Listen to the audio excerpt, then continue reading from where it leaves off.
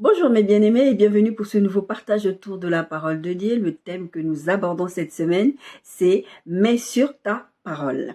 Ce titre est tiré du verset de Luc 5, 1, 11, particulièrement le verset 5 où Simon Pierre dit à Jésus « Mets sur ta parole, je jetterai le filet ».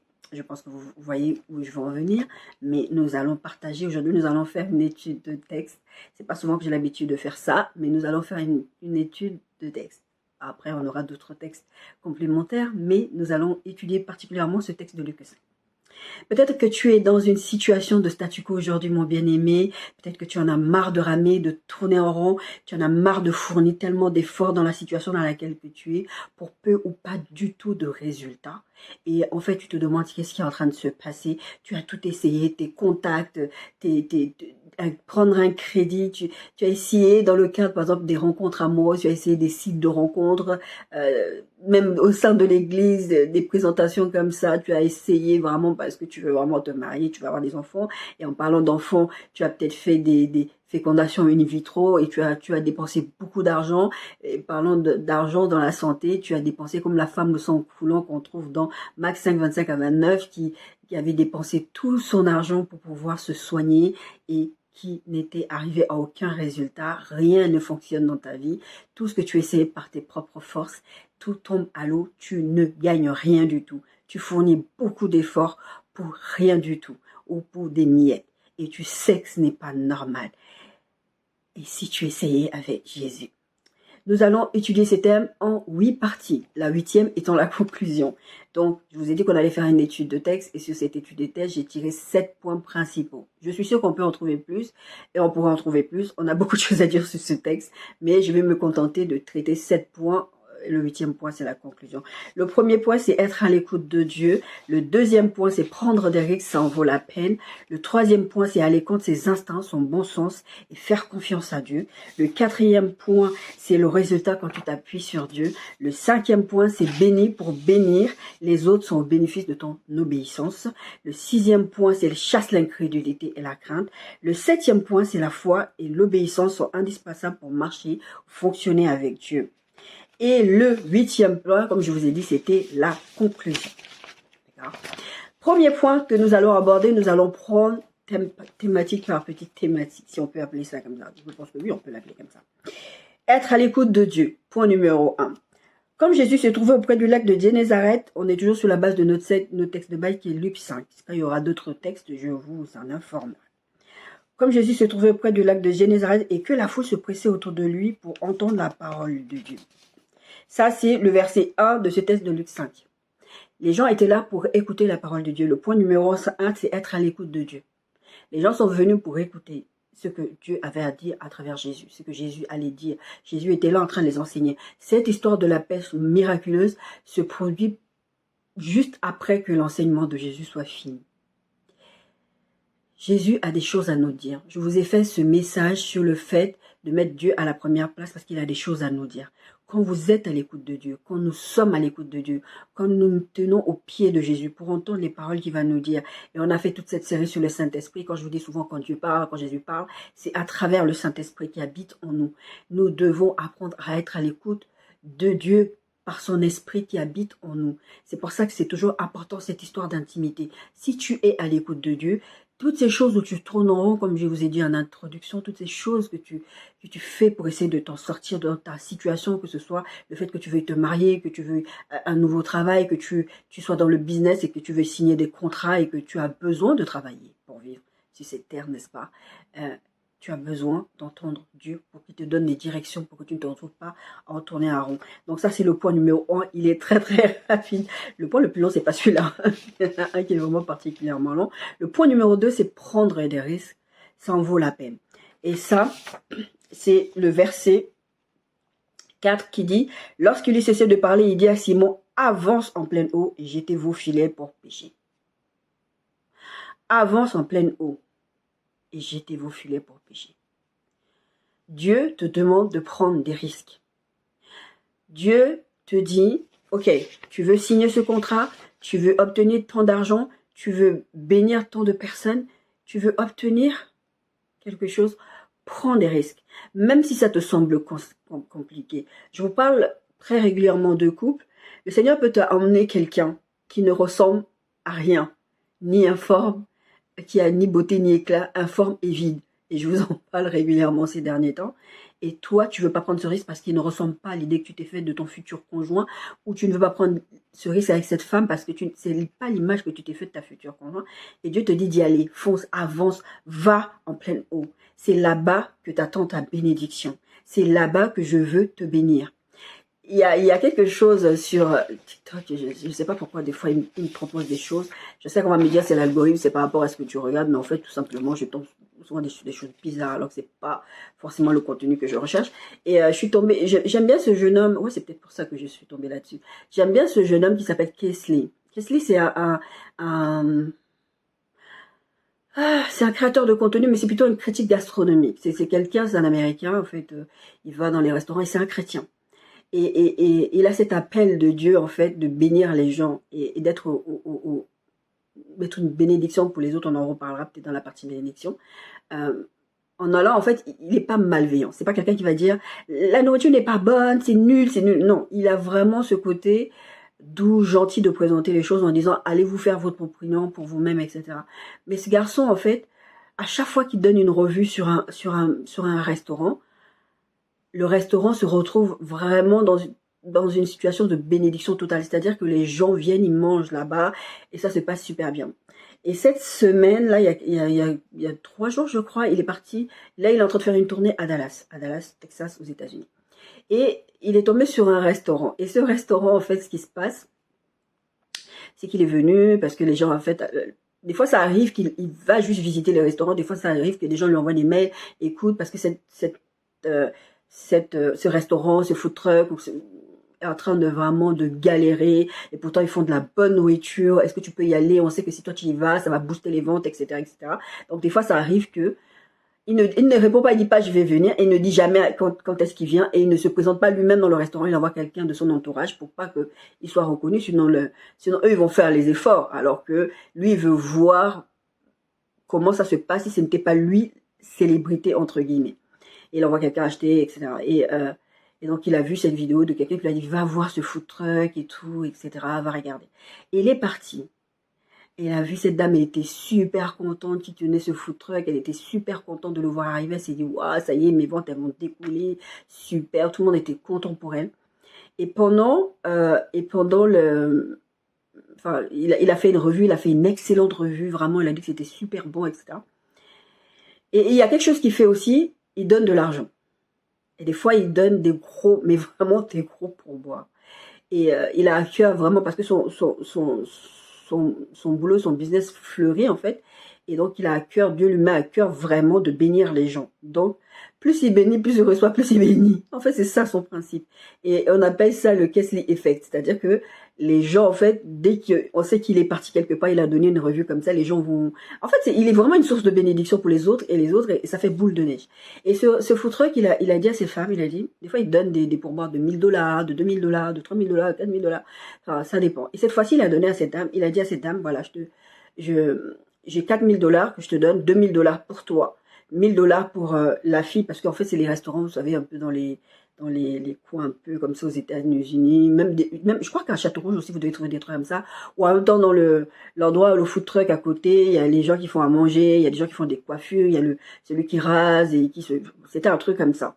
Donc, il a dit pour le barbeur, le barbier, je crois qu'on appelle ça comme ça, tu lui mets, sur les $4000, tu lui donnes $1000, et une fois qu'il aura utilisé, enfin, tu donnes $1000, et il avait un nombre de personnes qui devaient du coup raser, faire le visage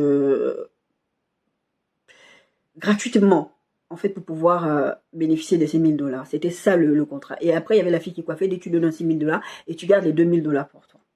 Kesley, il est parti, ça fait du buzz, etc. Tout le monde a entendu, tout le monde a vu la vidéo, puisque lui-même, il poste ses revues sur sa page. Et la dame, qu'est-ce qu'elle a fait? Elle n'a pas donné l'argent. Elle n'a pas voulu prendre le risque. Elle s'est dit, non, je suis en difficulté financière. Je vais garder $4000, c'est beaucoup d'argent. Je préfère pas donner. Alors que tout le monde... Et le problème, c'est que elle a perdu une bénédiction. Et elle a commencé à mentir, à faire des trucs, et c'est en train de faire le buzz en ce moment aux États-Unis. Et elle n'a pas voulu prendre le risque parce qu'elle a vu que les 4 000 $ de maintenant. Alors que, en fait, si elle avait pris le risque, elle s'était dit, bah, déjà, elle aurait écouté ce que le monsieur lui a dit. Elle aurait fait ce qu'on lui a demandé. En fait, il y aurait eu l'effet bénéfique derrière. Elle a fait la bonne chose. Elle a écouté ce qu'on lui a dit. Et en plus de ça, les gens seraient venus dans son restaurant. Elle ne serait plus, parce que ce mec-là, je le suis depuis un petit moment, elle ne serait plus en difficulté financière. Parce que les gens, en fait, vont la bénir en allant payer la nourriture chez elle. Parce que du coup, elle a une publicité gratuite. Et lui, une fois qu'il t'a fait une bonne revue, il fait pas une mauvaise revue, en fait, fondamentalement, ce jeune homme-là. Elle n'a pas voulu prendre ce risque. Elle a vu juste maintenant, la situation maintenant, que c'est 4 000 $ qui étaient dans sa poche. Elle a empoché. Maintenant, elle se retrouve, son business ne fonctionne pas, tout est cassé, les gens ne veulent plus aller voir. En quelques jours, son business, déjà qu'il ne fonctionnait pas bien, je ne sais pas combien de temps elle va rester ouverte. Les gens ont dit, mais si tu t'étais juste excusé dès le départ, tu aurais demandé pardon, j'ai fait une bêtise, j'ai eu vraiment peur parce que j'ai pas voulu prendre le risque, parce que 4 000 $ c'était beaucoup d'argent. Les gens t'auraient pu s'excuser.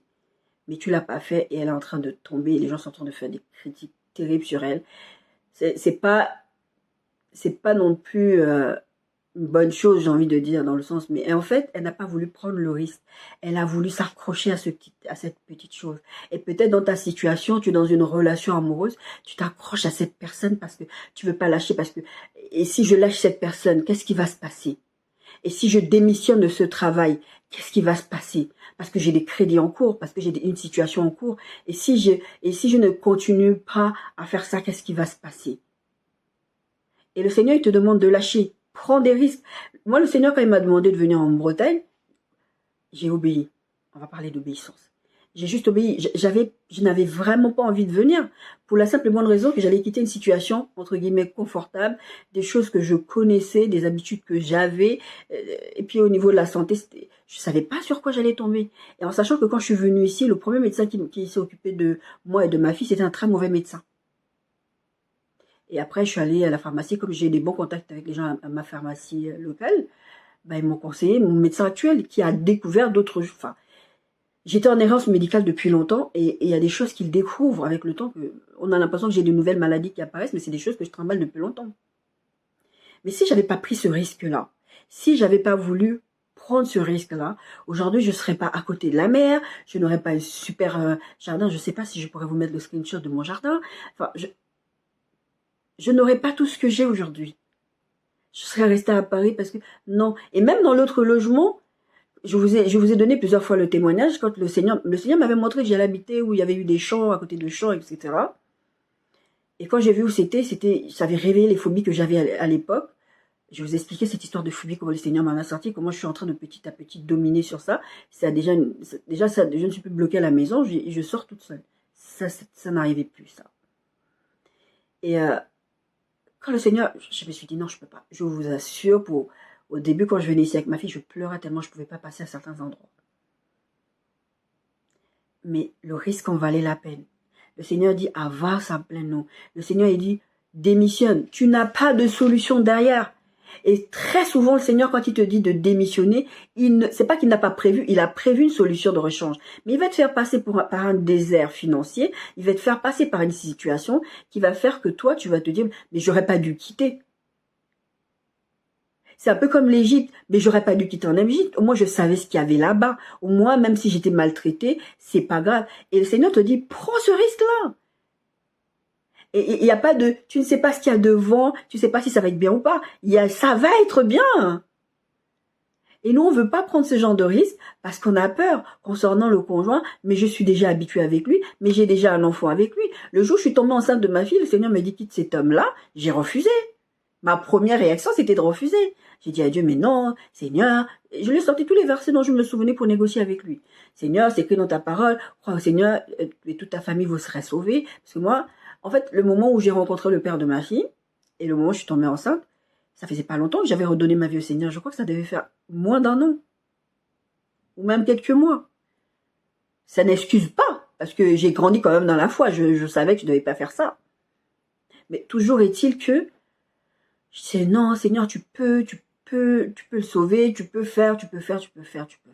Et je négociais avec Dieu, et Dieu m'a dit non. c'est pas négociable. Je veux que tu sors de cette relation-là. J'ai mieux pour toi devant. Et je vous dis, ma fille va avoir 18 ans cette année, je suis toujours pas mariée. Bon, il y a d'autres situations qui font que, mais je suis toujours pas mariée. Ça ne veut pas dire que, parce que Dieu m'a promis quelque chose il y a quelques années en arrière, que ça n'arrivera pas parce que le temps est passé. Non. Je vous prends souvent l'exemple d'Abraham et de Sarah. 25 ans entre le moment où Dieu est venu leur dire, vous allez avoir un fils, et le moment où ils ont vraiment eu leur fils. Ma fille a 18... En septembre, ma fille va fêter ses 18 ans. Bon, c'est pas dit que je ne serai pas mariée d'ici là. J'ai confiance en Dieu. Prenez des risques. Vous avez peut-être des achats en cours, des choses, et puis Dieu d'un coup, il vient te dire, stop ce contrat. Démissionne. Non, c'est Seigneur, j'ai un paiement en 4 fois sans frais, j'ai un crédit en cours, on va me saisir la maison.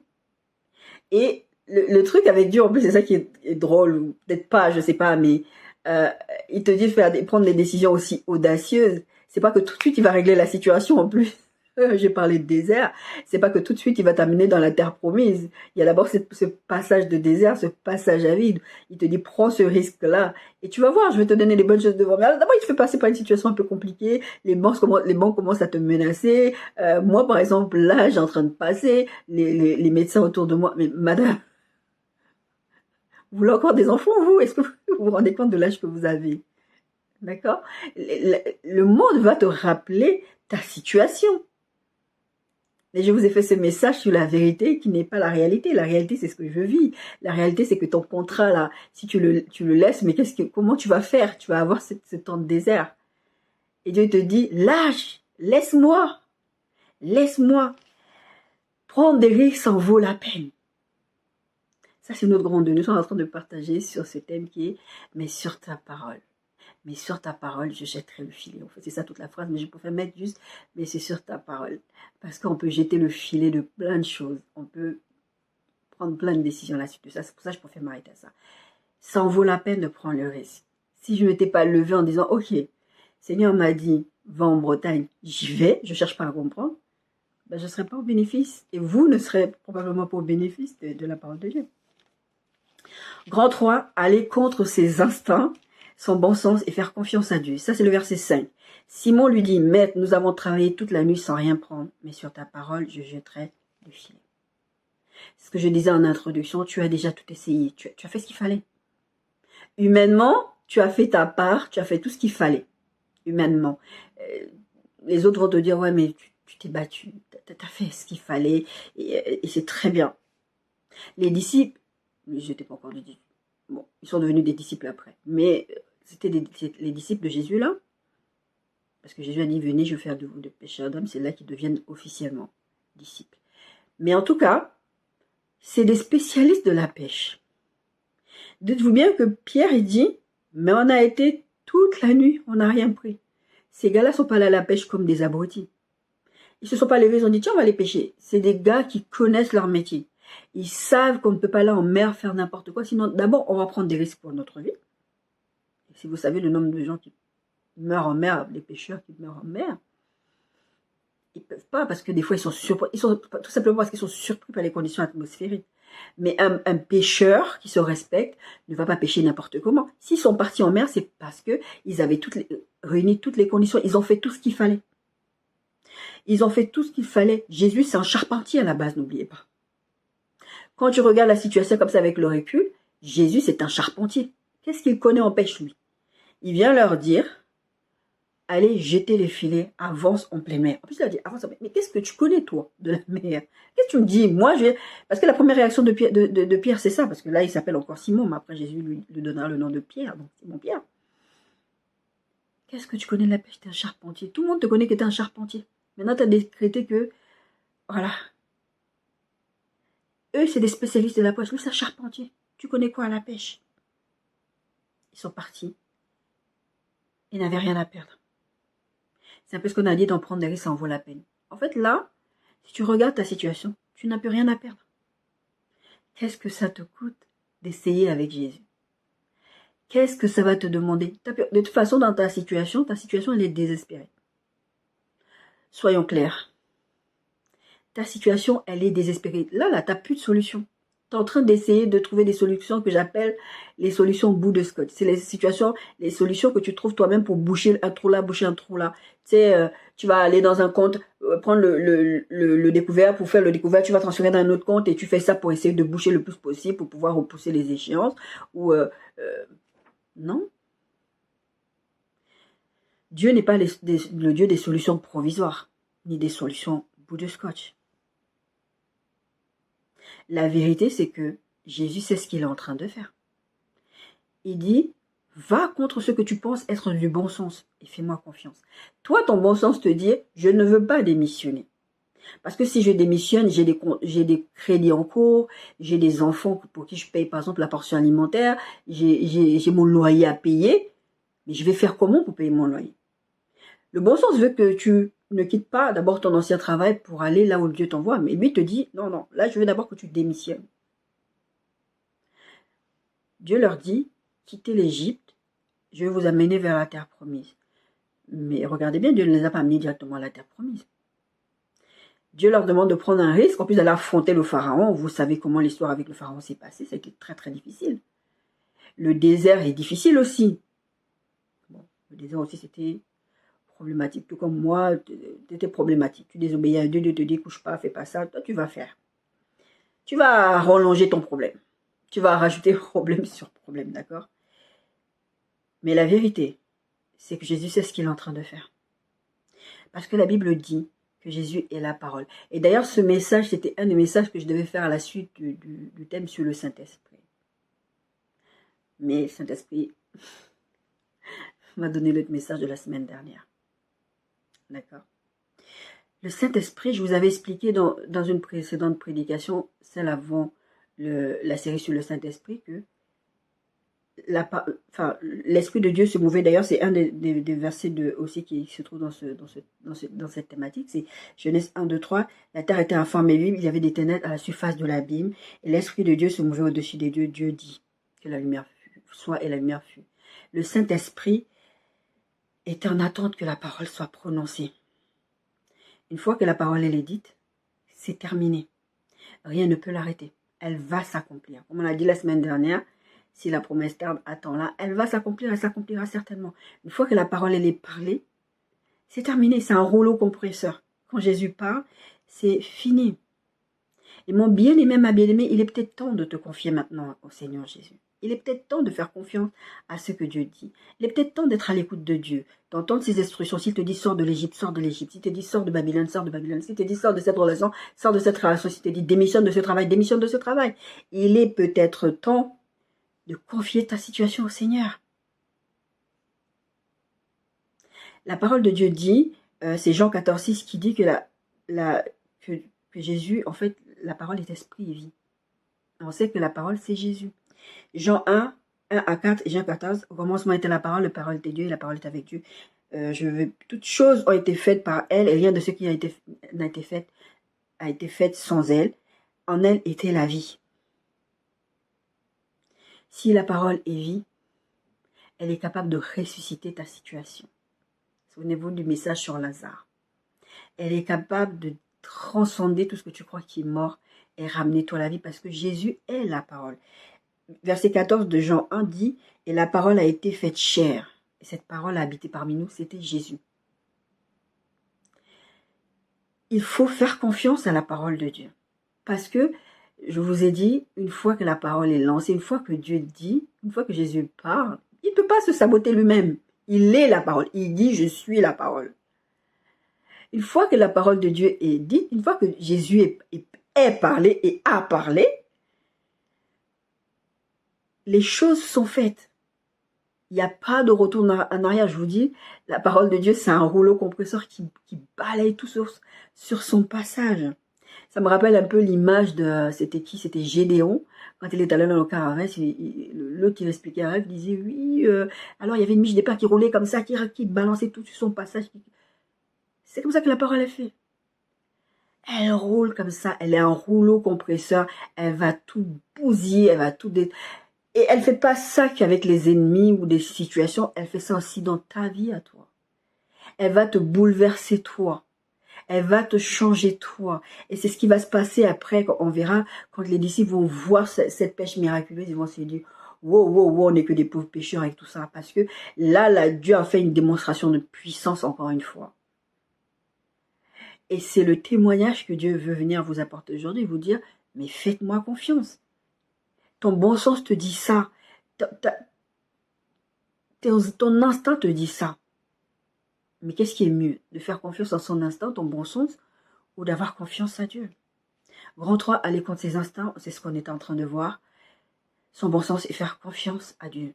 Mais sur ta parole, je jetterai le filet. Si tu me dis de quitter cette relation, c'est que tu as quelque chose de mieux derrière, je quitte. Je ne cherche pas à comprendre. Moi, j'ai négocié, j'avoue. À l'époque, j'ai négocié. Mais au final, j'ai dit, ok. Si Dieu il dit ça, c'est que bon, ça m'a fait mal parce que j'étais déjà enceinte de lui. Mais sur ta parole, je ferai. Sur ta parole, j'irai. Jésus, il disait, il ne voulait pas aller à la croix parce que l'humain en lui avait peur. Il a dit, non pas ma volonté, mais la tienne. Je vais aller au-delà de ce que je ressens maintenant, de la peur que j'ai de perdre ce contrat, de perdre cette source de revenus, de perdre cette femme, de perdre cet homme. Parce que de perdre cette situation financière, par exemple, les femmes, et ça arrive aussi maintenant avec les hommes, mais c'est pas maintenant, mais c'est de plus en plus on en parle, des personnes qui sont dans des situations avec des hommes qui leur donnent de l'argent, leur donnent de l'argent, la personne pourvoit à tes besoins, et Dieu te dit quitte de ça. Que ce soit l'homme en question soit marié ou pas, la question n'est même plus là à ce niveau-là, c'est vraiment ce côté. Dieu te dit sors de cette relation, mais cette relation elle t'apporte. Tu payes tes études avec l'argent de cet homme, marié ou non. Enfin, je suis pas en train de faire l'apologie de l'adultère. Hein. Je suis en train de vous dire que des fois, il y a beaucoup de femmes qui sont dans des relations avec des hommes mariés parce que le monsieur il paye tout. Elle ne veut pas quitter. C'est un péché. C'est pas la peine de dire je demande pardon à Dieu, Dieu va me pardonner. Non, tant que tu ne sors pas de cette relation, Dieu n'est pas dans ton histoire de pardon. Là, je le dis clairement. Mais globalement, ce que j'essaie de dire, c'est que la personne t'apporte des revenus. Tu es dans une relation, toi homme, tu es dans une relation avec une femme qui t'apporte du sexe, qui t'apporte tout, qui s'occupe bien de toi. Et le Seigneur va te dire, quitte cette relation, tu veux pas parce que tu es bien. Elle fait la petite femme à la maison, elle s'occupe bien de toi. Peut-être même que tu as des enfants que tu as fait avec elle, peut-être même que tu as des enfants que tu as fait avec une autre personne et que cette femme s'occupe de ses enfants. Le Seigneur te dit de sortir de ça. Tu fais quoi? Est-ce que tu vas contre Dieu en disant non, je peux pas parce que cette situation elle est vraiment bien comme ça. Statu quo, tout est bien, je veux pas aller au-delà de ça. Ou est-ce que tu écoutes Dieu qui est en train de te dire sors de ça? Est-ce que tu fais confiance à Dieu ou est-ce que tu écoutes tes instincts?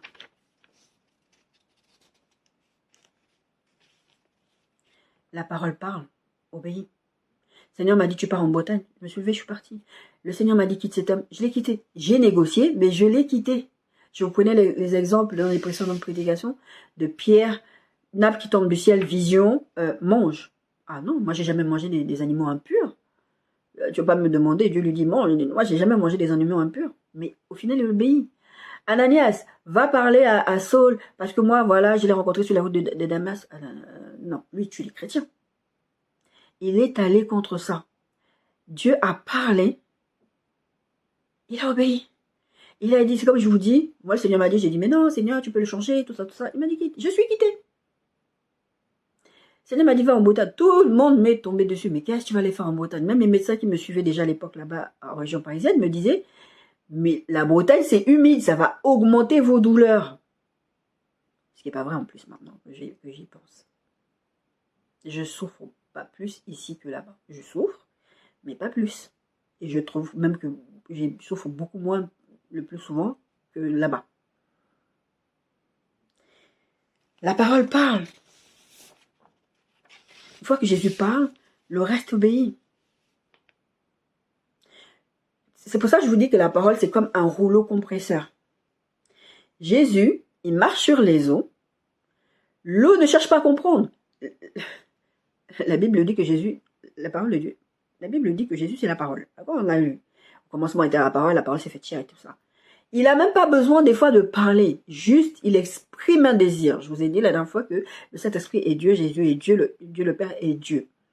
D'accord? Il n'a même pas besoin de parler. Il exprime un désir. Le reste obéit. C'est un rouleau compresseur. L'eau, Jésus va sur l'eau. L'eau ne cherche pas à comprendre.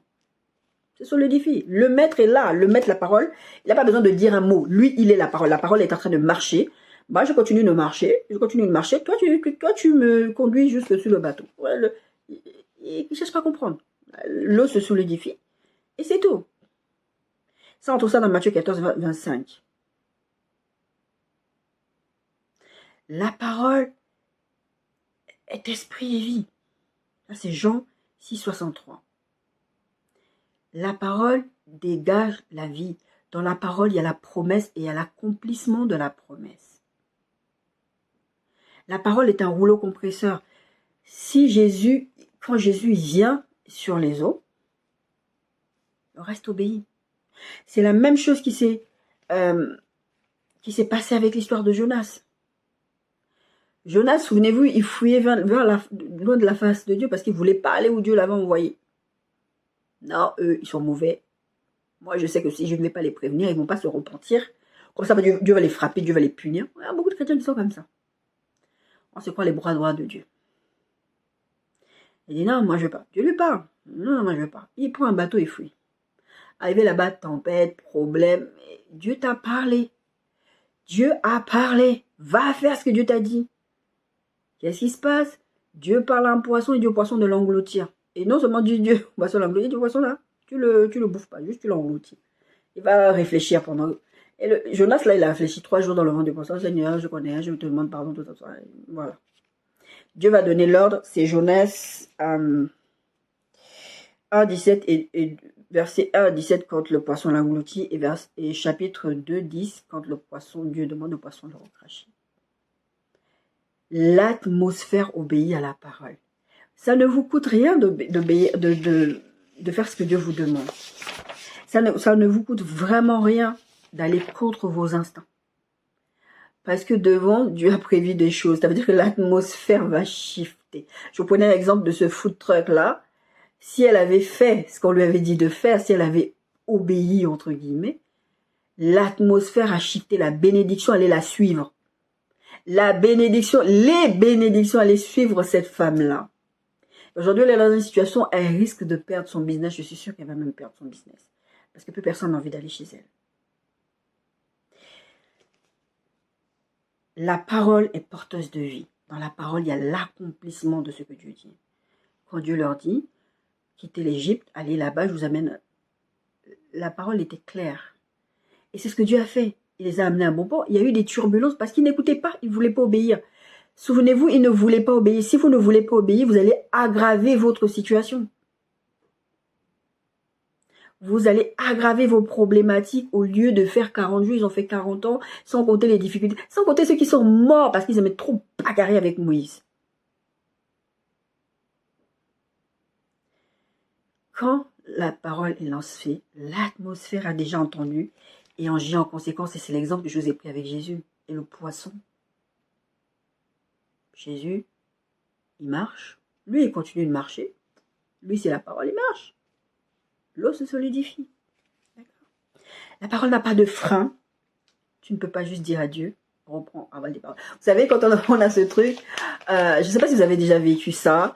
Vous disputez avec quelqu'un, ami, pas ami, je ne sais pas, et puis la personne dit quelque chose. Retire ta parole. Retire ce que tu as dit. Moi, je sais que ça, je n'avais pas encore compris l'aspect prophète derrière ça. Mais je sais qu'à chaque fois que je disais quelque chose, ça se produisait. Et moi, je sais que très très jeune, ma grand-mère m'a enseigné de ne pas dire n'importe quoi avec ma bouche. Très très jeune. Je crois qu'à l'époque, quand elle m'a enseigné ça, je ne lisais pas encore la Bible de façon autonome. J'étais petite, j'avais moins de 10 ans, je crois. Les enfants de Dieu, vous devez faire attention à ce que vous dites. Par exemple, on avait cette habitude de se dire entre nous, tu es bête, mais tu es bête. Et ma grand-mère dit, il ne faut pas dire des choses comme ça. Ça, j'ai aussi appris avec le temps, avec la vie dans le Seigneur, à ne pas dire n'importe quoi. Parce que la parole est un rouleau compresseur. C'est pour ça que quand vous prononcez certaines paroles, vous ne vous rendez pas compte, vous dégagez quelque chose dans l'atmosphère. Autant la parole Jésus, quand ce sont les choses de Dieu, les choses arrivent. Mais autant vous aussi, la Bible dit que la vie et la mort sont au pouvoir de la langue. Autant vous aussi, vous provoquez des choses par votre bouche. Si Jésus te dit, enfin, ce qui s'est passé avec le peuple dans le désert, je reprends cet exemple-là. On leur dit, allez-y, c'est le pays de couler le miel, les espions, allez-y, regardez. Au lieu de venir dire oui, c'est vrai, Dieu a dit que, bon, comme il savait déjà qu'il y avait à avoir ça, bah, effectivement, c'est vrai, on va y aller. C'est ce que Josué leur dira après. Bah, Dieu, il a dit, on va y aller, on va conquérir, on va prendre. Oh non, il y a des problèmes. Vous allez commencer à parler la mort. Dieu te dit, quitte cette relation. Oh non, c'est le père de mon enfant, non, non, non. Oh, quitte ce monsieur. Oh non, il me donne l'argent. Vous allez parler la mort et vous allez vous rester attaché dans des choses que Dieu ne veut pas. De la même manière, donc la parole qui est Jésus, quand la parole est parlée, la parole de Dieu, elle est parlée, elle va shifter l'atmosphère de la même manière. Si vous, là, vous êtes, beaucoup d'entre vous, vous gâchez vos bénédictions, vous êtes négatif parce que vous empêchez la parole d'être agissante par vos propres mots. Une fois que Dieu parle, Dieu a parlé. Peut y avoir des obstacles. Regardez l'histoire de Daniel. Daniel, chapitre 10, 12 à 13. L'ange vient lui dire, à partir du premier jour, c'est-à-dire dès l'instant où tu t'es humilié pour chercher la face de Dieu, la réponse est arrivée. Mais il y a eu une bagarre là-bas. Après, j'ai dû appeler, c'est Gabriel qui lui disait ça. Après, j'ai dû appeler Michael, il est venu fouetter le Satan. Mais la parole avait déjà été lancée, ça allait arriver, et c'est arrivé. Et je vous ai souvent dit, enfin souvent, le peu de fois où j'en ai parlé, c'est qu'à l'époque, le Saint-Esprit n'habitait pas dans les gens. Donc, il y avait ce côté où peut-être vous croyez que lui, moi, peut-être que Dieu m'a envoyé une réponse et Satan est en train de combattre l'ange pour qu'il m'apporte la réponse. Non, le Saint-Esprit habite en vous, la réponse est directe. C'est instantané. C'est pour ça que notre point numéro 1, c'est être à l'écoute de Dieu. Donc, être à l'écoute du Saint-Esprit qui habite en toi. C'est important parce qu'une fois que Dieu a parlé la parole, c'est pour ça que je vous montre souvent mes carnets et mes trucs, je vous dis, je note, je parle la vie de ces choses-là. Quand le Seigneur m'a dit tu pars en boitage, j'en ai parlé, j'ai dit, voilà, moi je pars en boitage, j'ai parlé. Quand c'est des choses négatives là, n'allez pas parler de trucs négatifs, n'allez pas faire mourir des situations. C'est comme une plante, si vous ne vous occupez pas de la plante, la rosée, tout ça, elle va mourir. Si une parole que Dieu vous adresse, qui est censée arriver, vous ne la chérissez pas. Marie, c'est ce qu'elle a fait. Marie, l'ange est venu lui dire, tu vas porter un enfant, etc., etc. La Bible dit à plusieurs endroits, elle chérissait ses paroles. L'enfant a eu 12 ans, c'est passé comme ça. Oh, elle se rappelait de ce que l'ange lui avait dit, qu'il sera ceci, il sera cela. Il faut chérir ce que Dieu dit, parce que la parole est un rouleau compresseur. Elle va balayer tout son passage, ça va arriver. Ce n'est pas parce qu'elle tarde, ce n'est pas parce qu'il y a des problématiques, des vents contraires. Et Satan, dans l'atmosphère, quand il entend quelque chose, il va essayer des mots pour vous perturber. Est-ce que Dieu a vraiment dit? Est-ce que Dieu a vraiment dit que c'est cet homme-là que tu dois épouser? Non, mais parce qu'il ne ressemble pas à ce que toi tu veux. Il n'a pas d'argent. Et vous vous entendez des témoignages de gens qui disent oui, je regrette, aidez-moi à récupérer cette personne parce que maintenant elle est devenue ce que je voulais qu'elle devienne, mais quand j'étais avec elle, moi je la minimisais parce que... Ou, non, même si tu commences balayeur, et je vous ai parlé il y a très très longtemps, d'un type, il avait des diplômes, je crois que c'était un informaticien, et le Seigneur lui demande d'aller travailler, je crois qu'il était balayeur dans une boîte d'informatique, alors qu'il avait postulé dans cette boîte-là. Pour être informaticien, ils n'ont pas voulu. Bon, il avait que ce poste, il a pris. C'était une transition, il savait. Et puis un jour, il y a eu une problématique. On a commencé à proposer des choses en disant, bon, c'est lui qui va régler ce problème. Voilà, c'est le pasteur Antoine Zoumoua qui avait parlé de ça. Et à la fin, c'est ce qui s'est passé. Il a réussi à régler le problème. Un problème tout ça. En fait, c'était juste un truc qui était débranché. Il a écouté Dieu, le jeune homme. Parce qu'à la fin, la réponse, au début, c'était, on va donner ça, c'est lui qui va réussir, on va donner ça. Et au fur et à mesure, ils augmentaient. Et à la fin, ils ont dit, bon, c'est lui qui réussit à régler le problème. On va lui donner un poste de ça, un grand poste. Lui, il était balayeur. Et à la fin, il le fait. Il trouve la solution. Il commence à prier en langue. Regardez, ouais, qu'est-ce qu'il fait? Il fait des incantations. Il prie en langue. Et le Saint-Esprit le révélera que c'est juste une prise qui est débranchée. À l'écoute de Dieu, point 1 qu'on a vu. Être à l'écoute de Dieu. Et branche, il a eu le poste. Il ne savait pas. Il ne savait pas qu'il avait parti de balayeur à informaticien, encore un plus gros truc. Il n'avait même pas rêvé de ça. Parce que ce que vous devez comprendre dans ça, c'est que ce que Dieu va vous donner, ce sera toujours plus grand que ce que vous attendiez. Parce que ce n'est pas... vous avez un grand Dieu. Ce n'est pas vous. Ce n'est pas votre demande. ça ne dépend pas de vous, ça dépend de Dieu. Et votre Dieu est grand, il n'est pas limité, ni par le temps, ni par l'espace, ni par les circonstances. Donc il va toujours vous proposer quelque chose qui est plus grand que vous. Quand le Seigneur m'a amené dans le ministère, un jour j'ai réalisé ce que c'était. J'ai dit, mais Seigneur, j'y arriverai pas. Il m'a dit, oui, bien sûr que tu n'y arriveras pas. Mais tu sais pourquoi? Parce que ce n'est pas toi. C'est moi qui vais faire à travers toi. J'ai devant moi un grand Dieu. Ce que je suis en train de faire aujourd'hui, ça a l'air simple pour moi, sincèrement pour moi. Mais parce que c'est Dieu qui travaille à travers moi. Je ne cherche pas à comprendre. J'ai des frères et sœurs en Christ qui m'ont déjà posé la question, qui m'ont dit, mais quand tu peux pas tes messages, comment tu fais? J'ai remarqué une chose, quand j'écris les choses, j'ai du mal à faire le message. Quand j'écris juste les versets, et je travaille sur la vidéo, que je me prépare, parce que je sais de quoi je vais parler. C'est simple. Mais quand je dis non, je ne vais pas oublier, je vais écrire, je vais lire un peu vite fait, j'ai vraiment, je ne peux pas. C'est en moi, c'est en vous. Votre vie est porteuse de bénédictions. Mais encore faut-il que vous écoutiez ce que Dieu vous dit. La parole, je vous disais, la parole n'a pas de frein. Tu ne peux pas dire à Dieu, Seigneur, ta parole là, comme on dit, retire ce que tu as dit. Dieu ne retirera pas ce qu'il a dit. Il dit, je réaliserai ma parole jusqu'à ce qu'elle se soit accomplie. Je vais faire ce que j'ai dit jusqu'à ce que la moindre chose soit accomplie. L'histoire de la Bible, c'est ça. L'Apocalypse dit ceci. Tu ne retireras même pas une virgule, ni rien du tout. Ça va s'accomplir jusqu'à la dernière miette. Donc imaginez-vous si Dieu dit ça sur la fin des temps, sur plein de choses. Mais concernant votre vie, c'est la même chose. La parole de Dieu est un rouleau compresseur, ça va s'accomplir jusqu'à la dernière goutte. C'est le point numéro 4 que nous abordons maintenant. Verset 6, on est toujours dans notre texte de base, qui quand vous m'entendez dire les versets par rapport au point, c'est toujours dans Luc 5, notre texte de base, verset 6. L'ayant jeté et pris une grande quantité de poissons et leur filet fut rempli. Quand tu t'appuies sur Dieu, quand tu écoutes ce qu'il dit, le résultat est magnifique. Je vous disais à l'instant, c'est même plus grand que ce que vous attendez. Il y a une dame, je ne sais plus comment elle s'appelle, je suis tombée sur son TikTok et j'ai trouvé son témoignage super beau. C'est quelqu'un d'autre qui partageait son témoignage. C'est une dame qui était mariée pendant 21 ans. Et vous savez, dans beaucoup de cultures, allez, chez les Africains par exemple, dans beaucoup de cultures africaines, quand vous mariez, vous devez donner un héritier à la personne. Ça dépend des familles. En tout cas, vous devez donner un enfant. En général, c'est un garçon. Allez, vous pouvez faire les garçons. Et c'est très difficile de rester dans un mariage. Il y en a qui se font harceler. Il y a des femmes qui se font maltraiter parce qu'elles n'arrivent pas à donner des enfants. Et moi, je sais que récemment, quand je parlais avec des personnels médicaux qui me disaient, mais votre âge, comment... Parce que moi, je continue à dire, ben, je vais avoir des enfants. Moi, je sais combien d'enfants je vais avoir encore.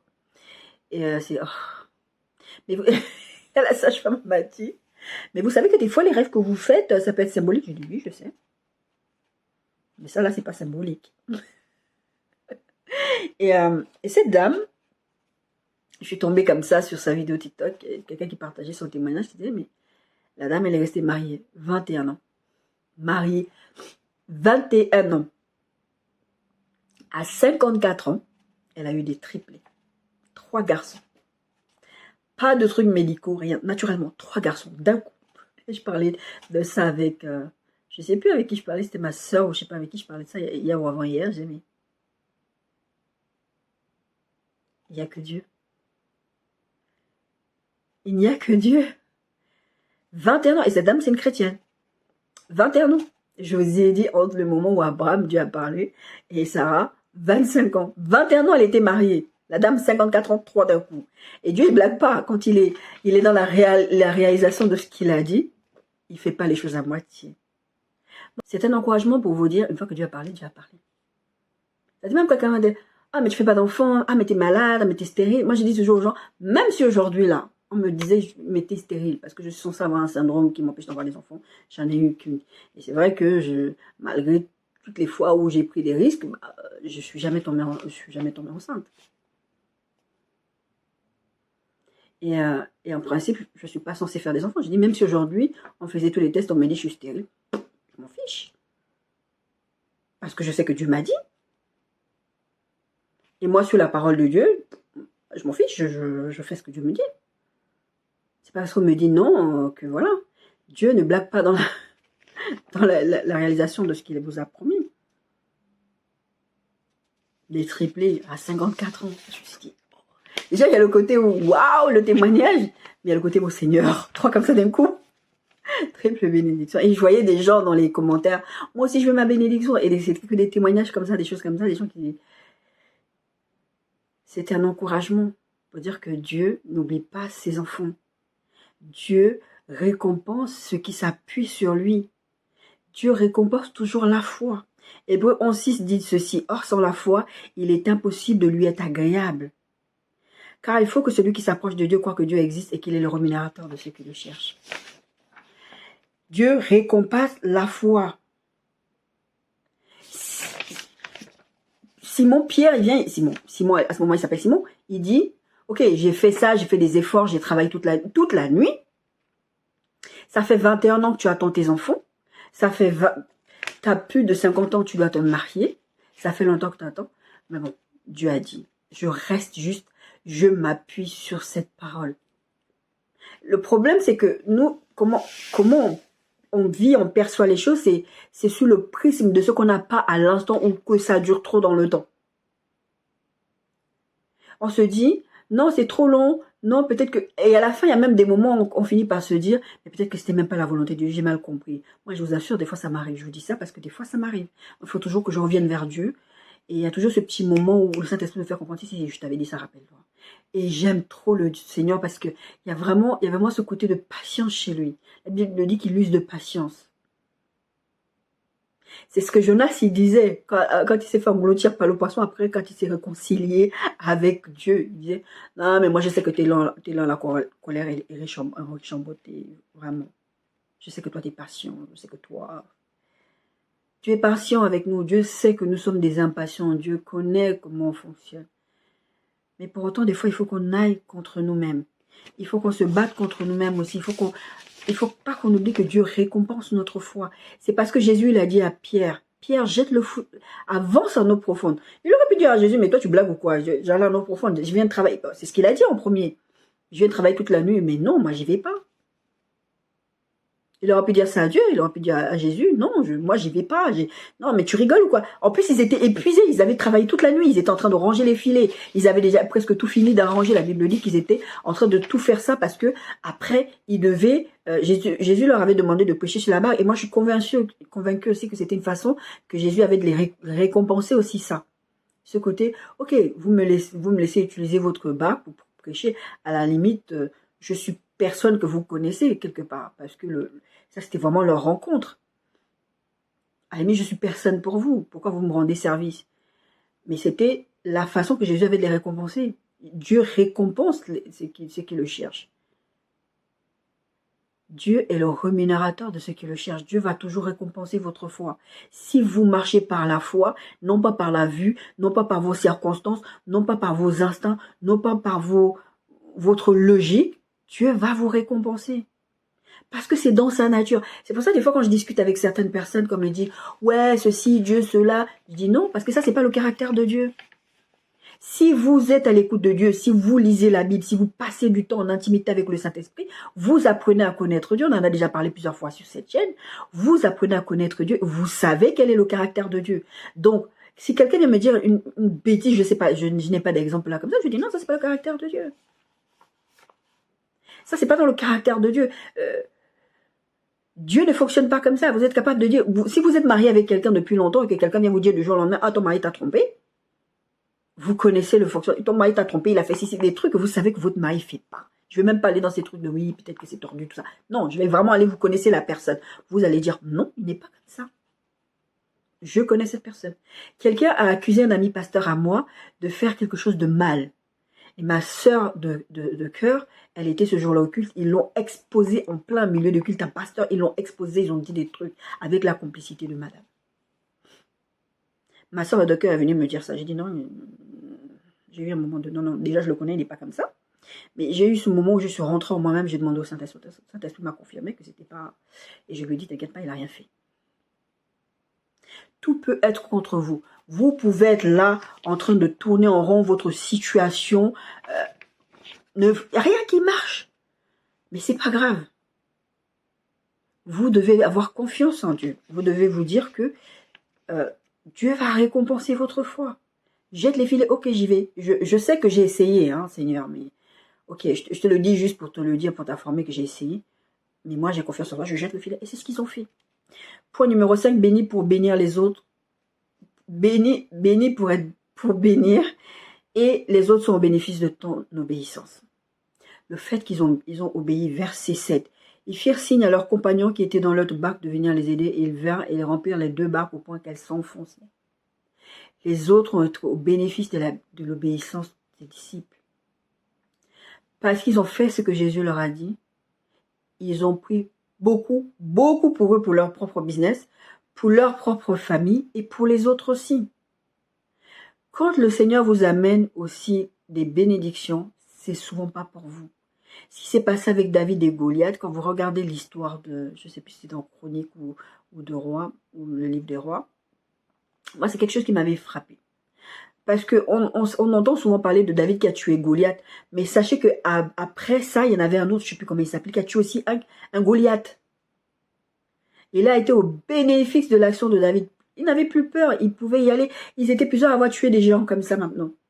Parce que David avait ouvert la voie. Avant, Goliath était là, ouais, venez, je vais vous cogner, je vais vous faire ci, je vais vous faire ça. Personne n'osait aller. Mais une fois que David a été, les autres étaient au bénéfice de l'obéissance de David. David a pu être béni, parce que du coup, il a pu accéder après à la royauté. Il a eu... Mais encore une fois, même David, lui, il n'est pas allé. Entre le moment où un roi, au moment où il est passé vraiment roi, ça a pris des années. Ses frères savaient, ils étaient là quand on l'avait oint. Mais ses frères continuaient à le maltraiter. Quand il est parti parler avec Goliath, ses frères savaient qu'il était un roi. Oh, toi, tu aimes trop te faire voir. Quand il est arrivé là, le jeu l'a croisé. Oh, toi, tu aimes trop te faire voir. Les gens vont vous critiquer. Mais restez accrochés à ce que Dieu vous dit. Et n'oubliez pas que vous êtes la source de bénédiction. Il y a des fois, il y a des choses qui se passent dans vos familles. Les femmes ne vont jamais se marier. Le premier, c'est d'abord l'aîné qui doit se marier, pas le cadet. Vous allez ouvrir la voie. Vous allez casser certains... comment on appelle ça? Vous allez casser certains systèmes familiaux. Vous allez être le premier de votre famille à casser le système. Et souvent, vous êtes attaqué parce que justement, vous allez casser ce système-là, parce que les gens veulent rester dans le système. Surtout les gens qui sont dans le monde occulte. Les gens qui ne veulent pas que vous réussissiez. Il y a quelques semaines, il y a une histoire comme ça qui est sortie encore sur les réseaux sociaux. Quand je ne vais pas regarder mes trucs sur les réseaux sociaux. Des fois, je tombe sur des histoires et je dis, c'est pas possible. Il y avait un groupe d'amis. C'est sorti sur les réseaux sociaux. Je pense que peut-être certains d'entre vous en entendent parler. Et ils sont partis. Il y en avait une qui avait trouvé un bon travail. Et il y a même une histoire criminelle comme ça, mais ça se passe à Singapour, je crois. Ils ont tué, il y a une qui a tué sa meilleure pote parce qu'elle réussissait toujours tout. Et ces groupes-là, c'était des groupes de filles, c'était des Congolaises. Et elles étaient allées boire un verre pour célébrer justement cette fille qui avait réussi à avoir un contrat, quelque chose comme ça. Et il y en a une qui a mis du poison dans son verre. Et il y avait un type qui était dans ce bar-là, qui était bourré en plus. Parce que l'autre, elle est partie aux toilettes. Pendant qu'elle est partie aux toilettes, l'autre a mis le poison. Et les autres ont vu ça. Elles n'ont rien dit. Elles étaient toutes d'accord pour se débarrasser de l'autre. Vous n'avez pas entendu toutes ces histoires depuis l'année dernière. Vous n'entendez pas toutes ces histoires de « Oh, une est partie se marier en Afrique, elle est morte. Tout le monde est mort. » L'ennemi utilise les êtres humains, parce que la Bible dit qu'on n'a pas à combattre contre la chair et le sang, pour vous empêcher d'obtenir les objectifs de Dieu. C'est un peu l'exemple que je vous prenais tout à l'heure quand je vous parlais de Daniel, le prince de Perse et tout ça. Il y a eu un combat. Satan ne va pas vous laisser tranquille. Satan ne veut pas que vous réussissiez, parce que comme vous réussissez, vous allez bénir d'autres personnes. Et Satan ne veut pas que vous soyez un témoignage vivant de ce que Dieu fait dans votre vie. Comme ça, les autres vont continuer à rester comme la femme courbée, toujours les pieds par terre, à regarder son partenaire, ne pas regarder vers le ciel. Mais bien aimés, apprenez à ce que quand la bénédiction vous vient, c'est pour bénir les autres. Je vous prenais cette histoire de cette femme avec son food truck.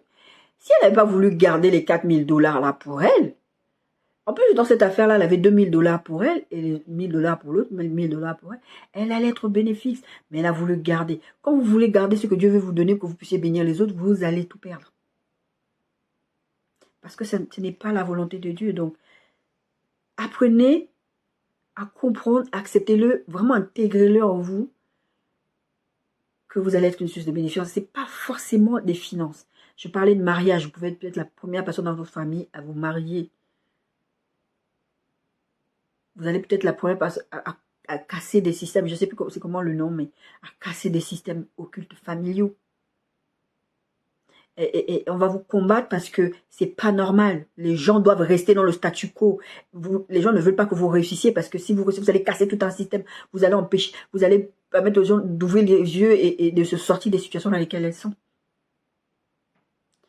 Dieu a toujours un plus grand objectif. Il faut toujours voir le plus grand tableau. Il ne faut pas juste regarder votre situation, votre bénédiction. La Bible parle de la bénédiction de l'Éternel qui enrichit. Elle enrichit, mais elle n'enrichit pas que toi. Elle enrichit tous ceux qui sont en contact avec toi. Moi, j'ai toujours dit, le jour où je vais me marier, mon mariage, ce sera un témoignage. Et je sais qu'une de mes sœurs de cœur me disait une fois, pendant que j'étais en train de pleurer, Seigneur, j'en ai marre de ça, cette situation. Et elle me disait, moi, je me souviens quand le Seigneur a commencé à te parler mariage, tu disais que ton mariage allait être une source de bénédiction. Parce que j'ai toujours dit que je veux que mon mariage soit ce truc que les gens vont regarder, non pas avec envie, mais ouais, ça se peut. Le jour où j'aurai des enfants, ah ouais, je peux aussi. C'est pour ça que je vous parle ouvertement et de façon transparente, parce que je veux que vous disiez, elle est passée par là, on a suivi son parcours, elle nous a dit ces choses-là, et voilà où Dieu l'a emmenée. C'est pour ça que je vous en parle. Je ne vous donne pas seulement des témoignages quand la chose est finie. Je vous donne aussi des témoignages quand je suis dans le parcours. Parce que ça, c'est très rare que vous trouvez ça. Vous allez toujours tomber sur des gens qui vont vous dire « Avant, on a eu comme ça s'est passé comme ça. » Mais très souvent, les gens ne vous disent pas quand ils sont dans le parcours. Et moi, c'est important pour moi de donner aussi, après c'est comme ça que le Seigneur me permet de fonctionner, de donner le témoignage avant que la chose n'arrive. D'accord ? Numéro 6, chasse l'incrédulité et la crainte. Versets 8, 9 et 10. Quand il vit cela, Simon-Pierre tomba aux genoux de Jésus et dit, « Seigneur, retire-toi de moi parce que je suis un homme pécheur. » Car l'épouvante l'avait saisi, lui et tous ceux qui étaient avec lui, à cause de la pêche qu'ils avaient faite. Il en était de même de Jacques et de Jean, fils de Zébédée, les associés de Simon. Alors Jésus dit à Simon, « Ne crains rien, désormais tu seras pécheur. » Encore une fois, il y a ce côté aussi de voir le plus grand tableau. D'accord? Là, à un moment donné, il dit à Jésus, « Bon, ok, j'ai fait ça toute la nuit, j'ai rien pris, mais bon, sur ta parole, je vais jeter le foulet. » Mais il n'était pas convaincu. Il n'était pas convaincu. C'est comme, je ne sais plus si c'était Marthe ou Marie. Ok, Seigneur, si tu étais là, il ne serait pas mort. Est-ce que tu crois que je peux le ressusciter? Jésus, il dit, est-ce que tu crois que je peux ressusciter ta situation dans laquelle tu es, dans ton statu quo, dans ton truc où tu tournes en rond? C'est la question que Jésus lui pose. Elle dit, non, oui, je sais que tu peux le faire, mais au dernier jour, on va tous ressusciter. Non, je ne te demande pas de croire un truc générique. Je ne veux pas que tu te dises, ouais, bon, ça ne me concerne pas. Parce que des fois, vous voyez des témoignages, ah oui, c'est possible que ça puisse m'arriver à moi, ou ah, c'est possible que... Mais vous n'y croyez pas vraiment. Vous êtes incrédule. Vous savez que c'est possible, mais ce n'est pas possible pour vous parce que vous avez peut-être trop péché, vous avez commis trop d'avortements. Pourquoi le médecin a dit que j'ai détruit mon utérus, j'ai détruit mes trompes, j'ai détruit ceci parce que j'ai fait un curtage, parce que Dieu est un Dieu capable. Dieu est un Dieu qui est capable de ramener une solution à ton problème. Chasse l'incrédulité. Parce que là, ce qui se passe, c'est que il dit, Seigneur, retire de moi parce que je suis un homme péché. Parce que quand Jésus lui a parlé, il a fait, il a obéi. Mais au final, il a fait ça sans grande conviction. Mais il a fait quand même. Pourtant, c'est un acte de foi qu'il a posé. C'est considéré quand même comme un acte de foi. Il a quand même fait, même s'il ne s'attendait pas à grand-chose. Peut-être qu'il s'attendait à prendre du poisson, puisque Jésus lui a dit, mais il ne s'attendait pas à ce type de pêche-là. Comme je vous disais, Dieu ne fait pas les choses à moitié. Il ne va pas vous donner un tout petit peu de tout petit peu. C'est bénédiction sur bénédiction. Des fois, vous allez, oh Seigneur, mais où est-ce que tu vas continuer à me bénir comme ça jusqu'où, d'accord?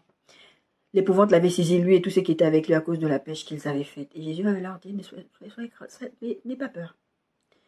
Seigneur te dit aujourd'hui, mon bien-aimé, ma bien-aimée, ne crains rien. C'est pas ce que tu as fait qui fait la différence dans ma façon de fonctionner avec toi. Ce n'est pas parce que tu as pris les mauvaises décisions, peut-être que tu as eu peur, peut-être que tu as dit non, je ne mange pas ça parce que Dieu m'a dit de manger, mais je ne sais pas, j'ai jamais mangé des aliments impurs. Peut-être que Dieu m'a dit non, celui-là, il est pas de ma race et ma famille ne me permettra jamais de me marier avec cette personne. Peut-être, non, vraiment, ce contrat-là que j'ai envie de signer, c'est vraiment un petit truc, c'est rien. Puis on me demande d'aller postuler. Le Seigneur me dit spécifiquement, on va postuler pour ce personnel, personnel de nettoyage. Et moi, j'ai un diplôme d'ingénieur. Et Jésus te dit, sois sans crainte. Moi, je vois le plus grand tableau. Je vous ai donné le témoignage de monsieur qui balayait et qui s'est retrouvé à un poste qui était de ses compétences, même encore plus que ses compétences. Parce qu'il a écouté la parole de Dieu. Parce qu'il a été à l'écoute et il a fait ce que Dieu lui a demandé. D'accord? Chasse l'incrédulité et la crainte. Là où Dieu est en train de te dire de partir, il sait ce qu'il est en train de faire. J'avais peur, moi, quand le Seigneur m'a dit de partir en Bretagne. J'avais peur de me lancer dans cette aventure. En plus, je ne suis pas partie toute seule. Je suis partie avec une gamine de 11-12 ans à l'époque, qui avait déjà ses habitudes, qui avait déjà son fonctionnement, qui avait tout. Et je la déracine comme ça m'a vraiment... C'était vraiment un déchirement quelque part. Mais j'avais confiance que ce que Dieu faisait allait être bon, qu'il ne fallait pas juste que je m'arrête à ce côté. Donc, j'ai chassé la crainte. Quand Dieu parle, il sait ce qu'il est en train de faire. Chasse la crainte, chasse l'incrédulité. Dieu n'est pas un homme pour mentir, ni un fils d'homme pour se repentir de la parole de Dieu. Ce qu'il a dit, ne le fera-t-il pas? Il sait ce qu'il fait. D'accord?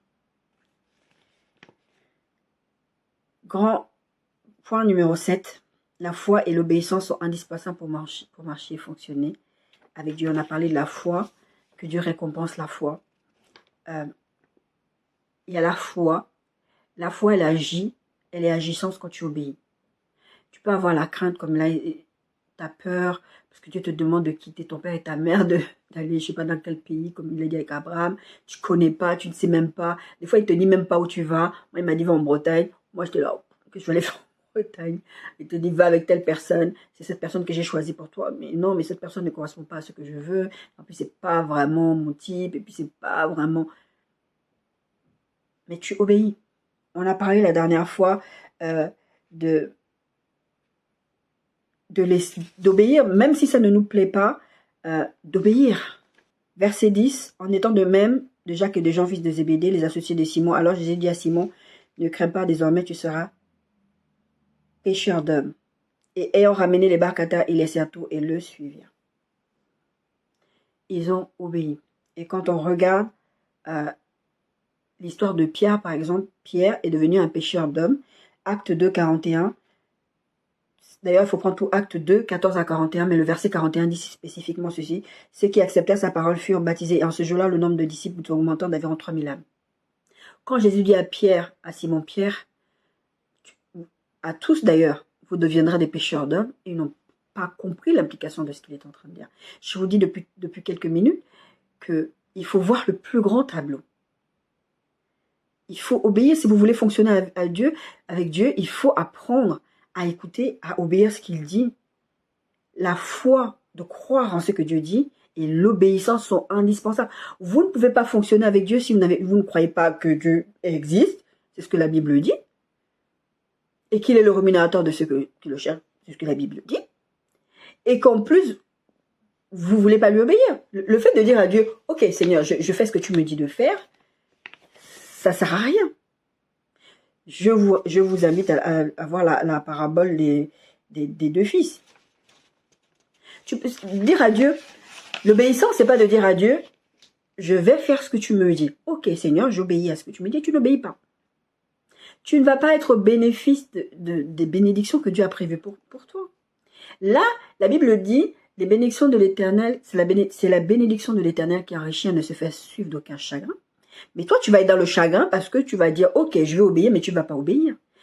Il y a la foi et il y a l'obéissance. Si Dieu te demande de poser des actes qui vont t'amener à cette bénédiction qui va t'enrichir et qui va enrichir les autres, il faut que tu les poses ces actes-là. Si tu ne les poses pas, Tu vas te retrouver dans une situation où tu vas être dans le chagrin, encore dans ce statu quo, encore de tourner en rond, mais je ne m'en sors pas, je ne m'en sors pas. Mais pourquoi? Parce que tu n'as pas obéi, tu n'as pas fait le pas de foi que Dieu te demande de faire. Eux, ils ne savaient pas qu'ils allaient faire une pêche des maquis. Peut-être qu'ils se sont dit, ouais, peut-être il va faire quelque chose. Et puis Dieu donne plus. Dieu donne plus. Parce qu'ils ont obéi. Après, il y a une histoire plus grande derrière, cette histoire de ministère. Ils sont partis prêcher, ils sont devenus des prêcheurs, des pêcheurs d'hommes. Mais eux, ils n'avaient pas cette pensée-là à la base. C'est après qu'ils vont le comprendre. C'est après, nous, maintenant, avec le recul, on lit, on voit, on comprend l'analogie entre la pêche miraculeuse et la pêche du verset 41 de Acte 2, 41. Il faut apprendre, nous devons apprendre à laisser Dieu prendre les rênes et s'abandonner. On a parlé de ça quand on a fait la série sur le Saint-Esprit, à s'abandonner à son bon jugement. Dieu sait ce qu'il est en train de faire. Dieu sait ce qu'il est en train de faire. Apprendre à s'abandonner, c'est de dire, ah, Dieu sait ce qu'il fait, je vais le laisser conduire, je vais le laisser m'amener à bon port. Il sait ce qu'il est en train de faire, même si je ne comprends pas. Bon, voilà, c'est bizarre un peu cette situation, mais bon, voilà. Je sais ce que Dieu est en train de faire, donc je vais lui faire confiance. Je vais avoir foi en ce qu'il me dit et je vais obéir. C'est surtout ça. Parce que on a tendance à dire à Dieu, oui, d'accord, tu as raison, Seigneur, je vais faire. Et puis demain, on ne le fait pas. Et puis on voit que les portes sont fermées, ou on fait l'inverse de ce que Dieu nous demande. Seigneur m'avait dit de ne pas avoir des rapports sexuels avec la personne. Tu vas te marier en 2019, et le jour de 2019 est arrivé, le jour du mariage qui était prévu arrive. Là, je ne me marie pas. Et je dis à Dieu, c'est passé quoi? Bah, tu as lié mes mains, je voulais te bénir. Mais tu m'empêches parce que tu n'obéis pas. Tu dis oui, oui, oui, oui, mais tu ne le fais pas. Et après, vous en voulez à Dieu. Mais Dieu est méchant. Mais pourquoi Dieu fait ça? Mais si Dieu m'aimait, Dieu vous aime. C'est pour ça qu'il vous dit des choses. Parce qu'il sait que lui, une fois qu'il a mis son programme en marche, la parole est porteuse de vie. Dans la parole qui est prononcée, il y a l'accomplissement de la promesse dedans. Mais si vous n'écoutez pas, vous ne faites pas ce que Dieu vous demande, les choses ne vont pas se faire et vous allez avoir des regrets. Vous vous dites, mais finalement, c'est quoi? Parce que beaucoup d'entre nous, on est dans ces difficultés-là, on s'est dit, ouais, mais Dieu m'aime pas, finalement, je suis toujours dans les problèmes. Mais des fois, vos problèmes, c'est simplement que vous n'écoutez pas Dieu. Vous faites ce que vous voulez, vous dites, oui, oui, Seigneur, je vais le faire. Et puis ça ne vous arrange pas, ça ne vous plaît pas, vous ne voulez pas y aller. Comme Jonas, là, il ne voulait pas aller à Tarsis. Ah non, Seigneur, moi, je préfère que tu les frappes. Hein. Je préfère que Dieu va vous demander de pardonner une personne et vous allez dire non. Alors que votre bénédiction est liée au fait que vous pardonnez à cette personne. Et vous dites non, elle m'a fait trop de mal. Elle m'a agressé. Surtout quand c'est des gros trucs, genre des agressions sexuelles, des choses graves comme ça. Elle a tué mon père, elle a tué ma mère. Je veux pas. Je pardonnerai jamais. Et Dieu dit, si tu ne relâches pas la personne, moi je ne peux pas te bénir. Et c'est difficile pour vous. Il y a plein de choses comme ça que vous n'êtes pas bénéfique parce que vous dites, oui, je sais que la Bible dit ça, mais moi je dis ça. Vous savez quand je vous ai fait ce message. Jésus dit quelque chose. Il dit, oui, vous avez entendu qu'il a été dit que, mais moi je vous dis. Mais vous dites, vous faites l'inverse. Vous dites à Dieu, oui, oui, tu as dit ça, mais moi je te dis que. Et vous demandez pourquoi vous n'y arrivez pas. Et vous êtes toujours en train de tourner en rond. Les bien-aimés, Psaume 33, 9, 12 dit ceci. Nous sommes dans la conclusion. Car il dit, et la chose arrive, il ordonne et elle existe. L'Éternel renverse les desseins des nations. Il anéantit les projets des peuples. Les desseins de l'Éternel subsistent à toujours et les projets de son cœur de génération en génération. Heureuse la nation dont l'Éternel est le Dieu. Vous êtes heureux si Dieu est votre Dieu et que vous l'écoutez. Parce que quand il va parler, ça va arriver. Car il dit, et la chose arrive, la parole de Dieu est un rouleau compresseur, je vous dis depuis tout à l'heure. Les desseins de l'Éternel subsistent à toujours. La Bible dit que lui, il ne change pas d'avis. Quand il dit quelque chose, il le dit.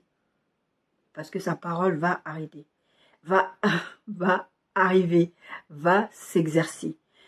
Si tu as essayé par toi-même et que tu n'y es pas arrivé, même si tu arrives, sache que ce par quoi tu arrives, ce que tu gagnes là, dans ce que tu arrives à faire, ce ne sont que des miettes comparées à ce que Dieu veut te donner. Et c'est avec Dieu. Qu'est-ce que ça t'écoute? Et c'est avec Dieu. Les méthodes de Dieu n'échouent jamais. Jamais les méthodes de Dieu. On n'a jamais vu Dieu faire un truc. Oh, je me suis foiré. On va recommencer. Quand il y a un foirage, ça vient de vous. Ça vient de nous. Ça ne vient pas de Dieu parce que Dieu, lui, il part. Il leur donne et la chose existe et la chose arrive. Quand Dieu parle, la parole a déjà une puissance. Car la parole, c'est Jésus. La Bible dit, je vous ai donné les versets, Jésus est la parole. Jésus ne peut pas se renier lui-même. Vous imaginez, il dit qu'il est la parole. Donc il vous dit quelque chose, il vous promet quelque chose. Et maintenant, ça n'arrive. Non, mais ça veut dire qu'il s'est renié lui-même et c'est un menteur.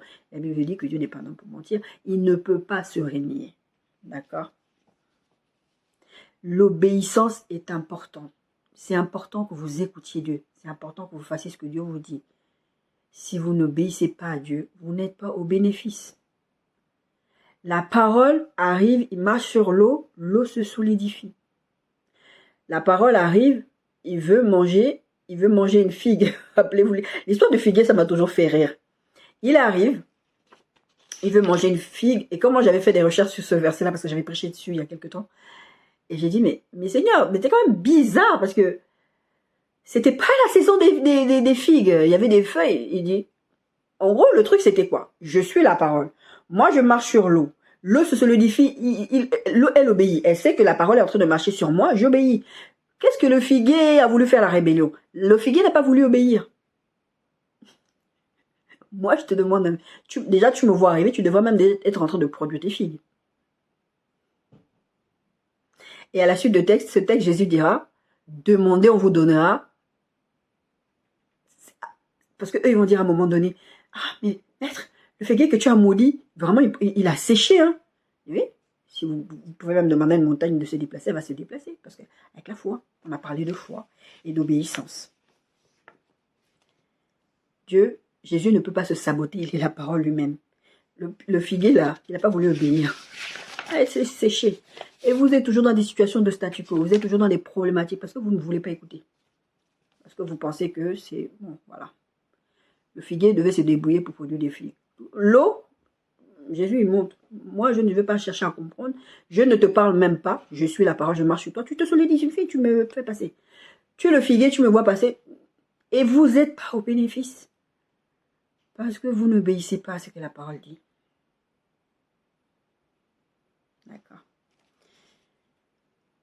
Je vais vous redire ce texte que je vous ai dit dans une précédente prédication sur le Saint-Esprit dans les starting blocks.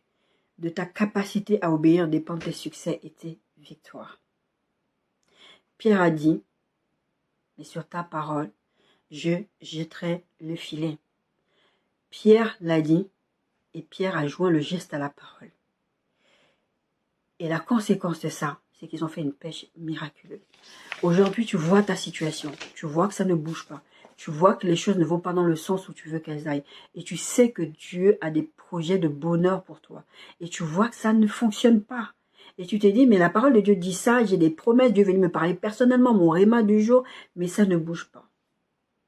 Mais parce que tu es en train de faire les choses à ta façon, parce que tu es en train de chercher tes solutions à ta façon, et la deuxième chose, c'est parce que Dieu t'a demandé d'obéir quelque part, tu n'obéis pas. Tu ne peux pas être dans la bénédiction qui enrichit. Si tu veux que Dieu fonctionne avec toi, il faut que tu apprennes à écouter sa voix. Il faut que tu apprennes à avoir foi en lui. Et il faut que tu obéisses promptement quand il te parle. C'est de ça dont il s'agit. Quand il dit, va en eau profonde, prends le risque d'aller où je t'envoie. Jette le filet. Jette le filet, obéis si tu veux avoir une pêche miraculeuse. Soyez bénis.